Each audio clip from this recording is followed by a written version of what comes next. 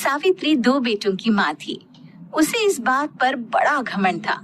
वो मानती थी कि बेटे घर की शान होते हैं। ये ले सावित्री, मिठाई खा, मेरे यहाँ पोती पैदा हुई है।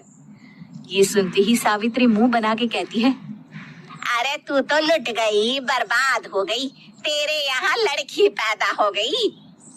अरे तू ऐसा क्यों कह रही है, मैं तो बहुत खुश हूँ। अरे जब तेरी पोती के पीछे तुझे खर्चे पर खर्चे करने पड़ेंगे ना, तब ये तेरी सारी खुशी गम में बदल जाएगी। पहले लड़की की पढ़ाई लिखाई का खर्चा, फिर उसकी शादी का खर्चा। अरे आजकल की शादियाँ कितनी महंगी हो गई है। गहने बनाओ, लाखों रुपए पानी की तरह बह जाते हैं। लड़कियाँ तो सिर्फ खर्चा करवाने के लिए ही पैदा होती हैं। इस तरह लड़कियों के प्रति अपने विचार व्यक्त करते हुए सावित्री ममता को लंबा चौड़ा भाषण देके चली जाती है। अब तो आप लोग इस कहानी में सावित्री देवी का पात्र अच्छी तरह समझ ही गए होंगे। कुछ समय बाद सावित्री की बड़ी बहू भी एक लड़की को जन्म देती है।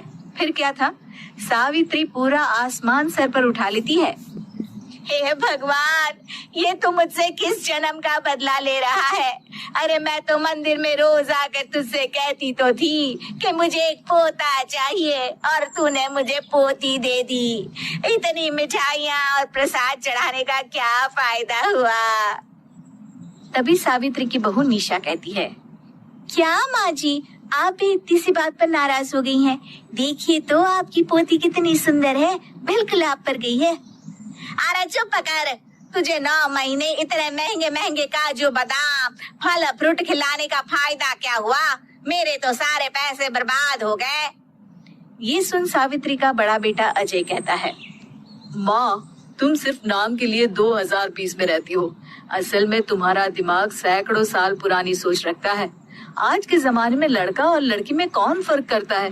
मैं तो बहुत खुश हूँ कि भगवान ने मुझे लक्ष्मी के रूप में बेटी दी है। लेकिन सावित्री पर अजय की बातों का कोई असर नहीं होता।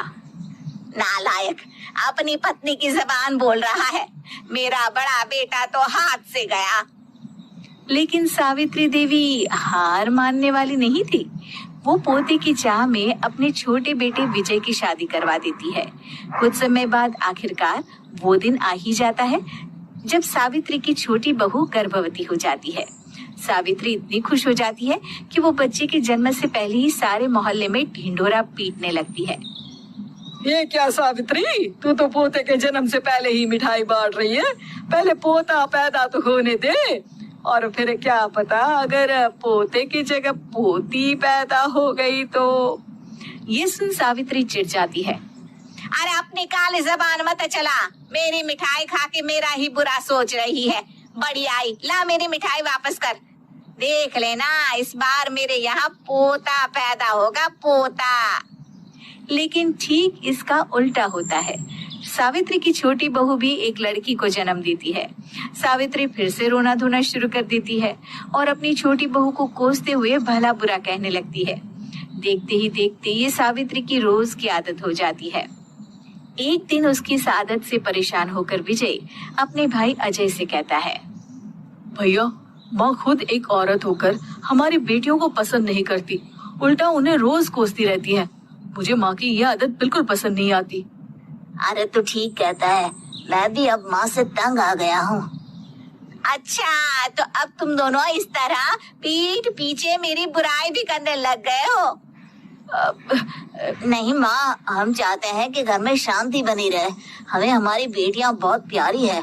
मैं नहीं चाहता कि वे तुम्हारे ताने सुन सुन कर बड़ी हो, और इसीलिए हम दोनों ये घर छोड़कर चले जाएंगे। हाँ माँ, मैं भैया की बात से सहमत हूँ। जब तुम इस घर में अकेली रहोगी तब तुम्हें अपनों की कीमत का एहसास होगा। अपने दोनों बेटों के मुंह से अपनी माँ के लिए इतने कठोर शब्द सुन सावित्री भावुक और रुआंसी होकर कहती है, क्या सच में तुम दोनों मुझे इस घर में अकेली छोड़कर चले जाओगे? हाँ माँ। हाँ माँ, अब पानी सर के ऊपर जा चुका है। मैं तुम दोनों के बिना नहीं रह सकती। अपनी सास के आंसू देख अजय और विजय की पत्नी अपने पतियों से लड़ पड़ती है। अरे जिसे जाना है वो जाए, मैं माँ जी को छोड़कर कहीं नहीं जाने वाली। भाभी, आप ये क्या कह रही हैं? वही जो तुम सुन रहे हो। दीदी बिल्कुल सही कह रही है। हम बेटियों के संस्कार हमें सिखाते हैं कि सास माँ समान नहीं बल्कि माँ ही होती है और उस माँ की जिंदगी भर सेवा की जाती है। बेटे अपना फर्ज भूल सकते हैं, लेकिन बेटियां नहीं। आप दोनों शौक से जा सकते हैं। माँ जी, हम दोनों के रहते आपको किसी बात की फिक्र करने की जरूरत नहीं। फिर क्या था, सावित्री के ऊपर छाए बेटों के घमंड के बादल उसकी बेटी स्वरूप बहुओं के तेज के आगे आंसू के रूप में परिवर्तित होकर सावित्री की आंखों से बहने लगते हैं और वो उन दोनों को गले लगा लेती है।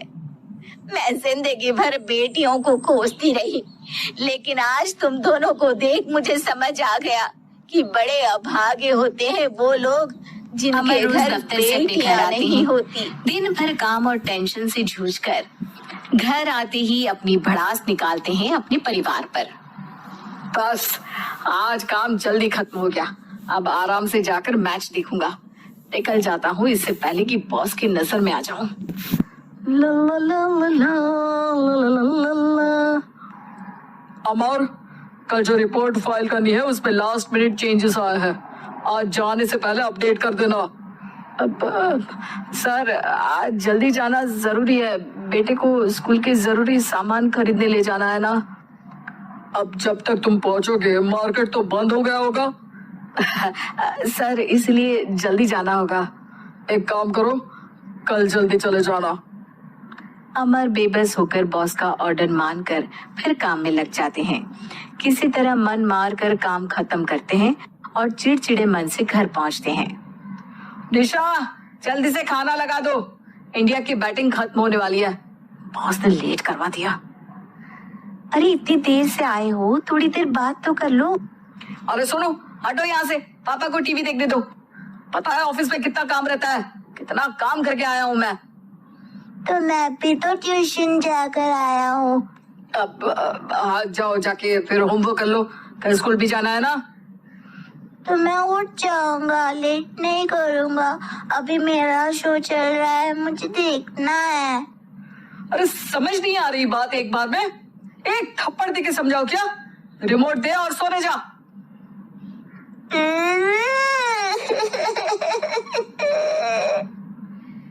सोनू रोते हुए मम्मी के पास जाता है और अपने पापा की शिकायत करता है।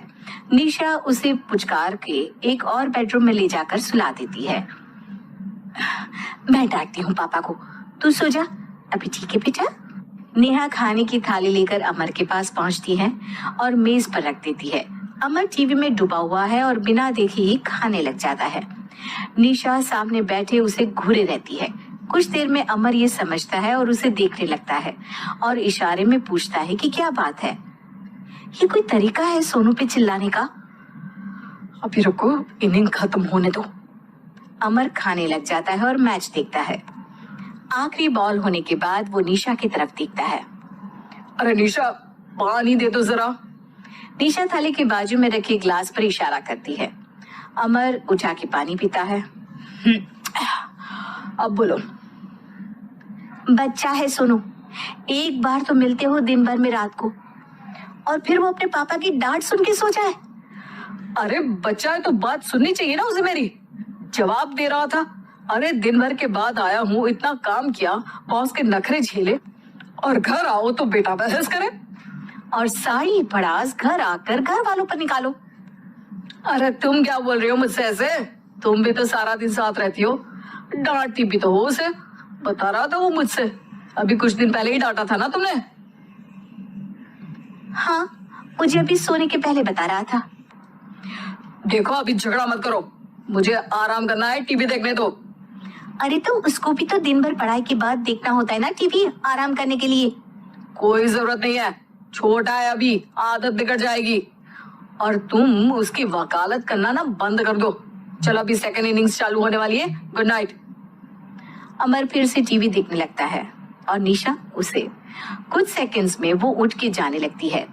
दरवाजे तक पहुंची होती है कि अमर कहता है, अरे सुनो तो, चाय बना देना 1 कप। नहीं। निशा दरवाजा पीट के चली जाती है और अमर देखता रह जाता है। अगली सुबह निशा किचन में सोनू का टिफिन पैक करके उसे देती है। सोनू नाश्ता कर रहा है। अमर पीछे से तैयार होकर आता है और खाली चाय का कप टेबल पर रखता है। अमर, उसे वहां मत रखो, अभी साफ की है, दाग लग जाएंगे। अरे क्या हुआ है तुमको? रोज तो यहीं रखता है। पर आज से नहीं रखना है। चलो उठा के सिंक पे रखो। अमर उसे उठा के सिंक में रखने जाता है, तभी निशा कहती है, अरे अरे, धो के। सोनू हंस देता है। अमर उन दोनों को देखता है और कप धो के वहां से चला जाता है। निशा सोनू को देखती है और आंख मार देती है। चलो अब हंसना बंद, स्कूल जाओ और ध्यान देना, सब पूछूंगी दिन में। सोनू मुंह बना लेता है। सब अपना दिन बिताकर रात में फिर एक साथ आते हैं। आज अमर घर जल्दी पहुंच गया है और टीवी के सामने पसार के बैठ जाता है। पीछे से दरवाजा खुलने की आवाज आती है। खिलखिलाते हुए सोनू अंदर आता है, सीधे टीवी रूम के अंदर, और अमर को बैठा देख चौंक जाता है। पीछे से कमरे में निशा भी आती है। सोनू, हाथ पैर धो के कपड़े बदल लो, चलो जाओ। सोनू कमरे से बाहर चला जाता है। अरे निशा, जरा एक कप चाय। क्या हर वक्त चाय? नहीं है दूध घर में। अरे दूसरी बार ही तो मांग रहा हूँ ना। दूध वाले को बोला था दूध एक्स्ट्रा 1 लीटर लेकर आना, वो 1 लीटर कम लेकर आया। आज तुमको चाय नहीं मिलेगी, खीर बना दी है पूरे दूध की। अरे दूध वाले की गलती के लिए मुझ पर क्यों चिढ़ रही हो? मैंने क्या किया? तुम भी तो यही करते हो ना। ऑफिस में किसी की गलती हो तो घर आके चीखते हो। चाय पीनी है तो दूध लाना पड़ेगा नीचे से। अरे पर तुम नीचे से ही आई ना। मैं भूल गई, तुम भी तो नीचे से आए। निशा कमरे से बाहर जाती है और सोनू अंदर आता है। वो अमर को देखता है, फिर कुछ बोलता नहीं है। अरे क्या हुआ सोनू? मेरा टीवी देखने का टाइम है अभी। आज रात को देख लेना। देखो आप ना परेशान मत करो, आज ऐसे ही टीचर से डांट सुन ली है, अब आपकी नहीं सुनने वाला। अच्छा, क्यों डांटा टीचर ने? क्योंकि मेरा प्रोजेक्ट इनकम्प्लीट था, आपने सामान लाके नहीं दिया और आपकी वजह से सब हंसने लगे मेरे पे। अब आप जाओ। सोनू टेबल पे रखा रिमोट उठाता है और चैनल बदल के बैठ जाता है। अरे ये क्या तरीका है बात करने का? तो आपसे ही तो सीखा है, बाहर का गुस्सा घर पे निकाल दो। अमर उठ के दूध लेने चला जाता है। कुछ देर में लौट के वो चुपके से निशा और सोनू को टीवी देखते हुए देखता है और किचन में चला जाता है। 3 कप चाय बनाकर वो टीवी कमरे में पहुंचता है। आज मेरे हाथ की चाय पी लो। इस बदले बर्ताव को देख के निशा और सोनू चौंक जाते हैं। अपना कप उठाकर चाय पीने लगता है। अमर एक बैग निकाल के सोनू की तरफ बढ़ाता है। इसमें क्या है? प्रोजेक्ट का सामान और गिफ्ट। लगता है पापा दूध लेने गए और गुस्सा छोड़ के आ गए। कैसी है सोनू के पापा के हाथ की चाय?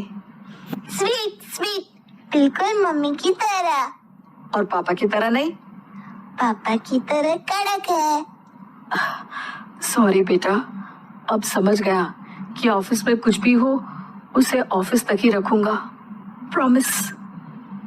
निशा और सोनू को गले लगा लेता है और उस दिन के बाद कभी घर की चिंता दफ्तर में नहीं गई और ना दफ्तर का टेंशन घर में आया।